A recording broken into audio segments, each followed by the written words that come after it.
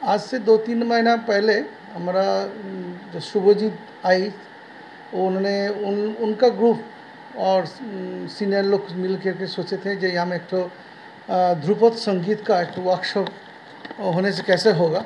तो इसका सिलसिले में उन्होंने कलकत्ता से जो हमारा गान ध्रुपद का जो टीचर आए हैं सौम्यव्रत दा, तो उन्होंने इस प्रोग्राम के लिए उन्होंने मेन रिसोर्स पर्सन है।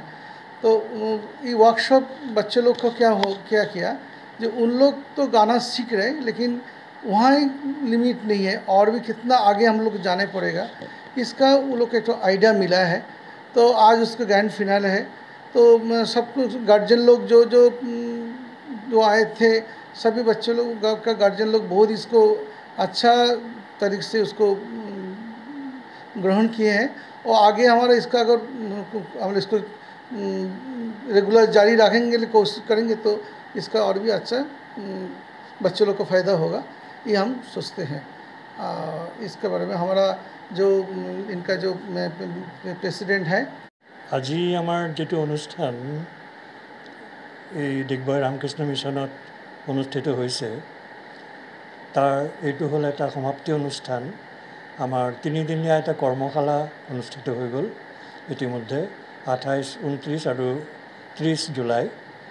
31 তাৰিখে এটা প্ৰতিযোগিতাৰ আয়োজন কৰা হৈছিলে সংগীতৰ, আৰু আজি 1 আগষ্টত আমাৰ এইটো আমাৰ সমাপ্তি অনুষ্ঠান, আমাৰ ফাইনেল প্ৰগ্ৰাম। এই অনুষ্ঠানত আজি আমি চবে একেলগে গোট খাইছোঁ ইয়াত।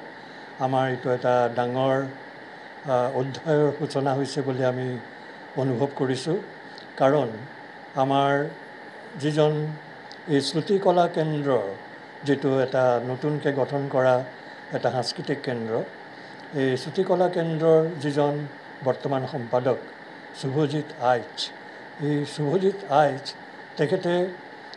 তেখেত মোৰ ছাত্ৰই হয়, আৰু প্ৰায় 3 মাহ আগতে তেওঁ মোক এটা প্ৰস্তাৱ দিছিল যে ইয়াত এটা কৰ্মশালা আমি পাতিম সংগীতৰ। তাৰপিছত লাহে ধীৰে মই ভাবিলোঁ যে এইটো বাৰু এটা নতুন কৰ্মশালা হ'ব, নতুন অধ্যায়ৰ সূচনা হ'ব।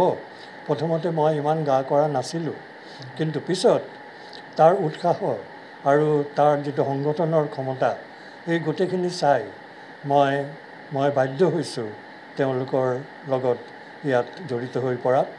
আৰু তেওঁলোকৰ আয়োজন কৰা এই কৰ্মশালাত, যিটো 3দিনীয়া কৰ্মশালা, এইটোৰ কাৰণে তেওঁলোকে মাতি আনিছে সুদূৰ কলিকতাৰ পৰা এজন বিশেষজ্ঞ, তেওঁ শ্ৰী সৌম্যব্ৰত দা। আৰু তেওঁৰ যিটো সংগীতৰ যিটো কৰ্মশালা 3দিনীয়াকৈ ইয়াত অনুষ্ঠান কৰিলে, এই অনুষ্ঠানত মই ভাবোঁ প্ৰায় 40-45 জন ছাত্ৰ ছাত্ৰীয়ে ইয়াত শিক্ষা গ্ৰহণ কৰিলে, আৰু এই কৰ্মশালাটো এটা সফল কৰ্মশালা হৈছে বুলি মোৰ ধাৰণা। কাৰণ তাত যেনেকৈ আমি ৰেছপন্সটো পাইছোঁ, যেনেকৈ চবে আগবাঢ়ি আহিছে, এইটো আমাৰ কাৰণে অত্যন্ত উৎসাহজনক।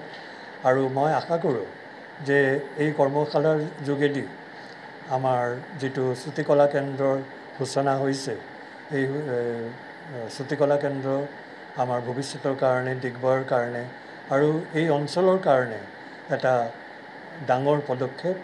আৰু মই ভাবোঁ যে ইয়াত দিগবয় সামাজিক আৰু সাংস্কৃতিক জগতত এটা নতুন অধ্যায়ৰ সূচনা কৰিব। ধন্যবাদ। এই কথা ক'ব বিচাৰোঁ যে আমাৰ ৰামকৃষ্ণ মিছনৰ স্পেচিয়েলি আমাৰ ছেক্ৰেটাৰী মহাৰাজ মোৰ লগতে তেওঁ থিয় হৈ আছে। তেওঁ যে আমাক এনেকৈ ছাপোৰ্ট দিলে, মেণ্টেল ছাপোৰ্ট, যিটো মই ভাবোঁ চবতকৈ ডাঙৰ বস্তু। তেওঁ আমাক উৎসাহ কৰাৰ কাৰণে, তেওঁ আমাক ছাপোৰ্ট কৰাৰ কাৰণে আজি ইমানটো আগবাঢ়িব পাৰিছে শ্ৰুতিকলা কেন্দ্ৰৰ প্ৰগ্ৰামবিলাক।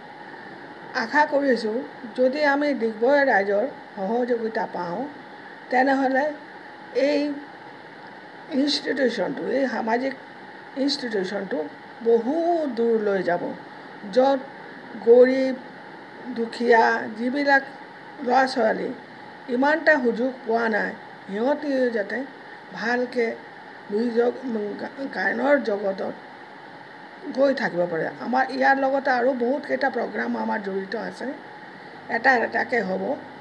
এই প্ৰগ্ৰামটো, আজিৰ প্ৰগ্ৰামটো মাত্ৰ আৰম্ভণি হৈছে। ফুলৰ এটা কুসুম, that is bud, just we have grown the bud, now needed to form the flower.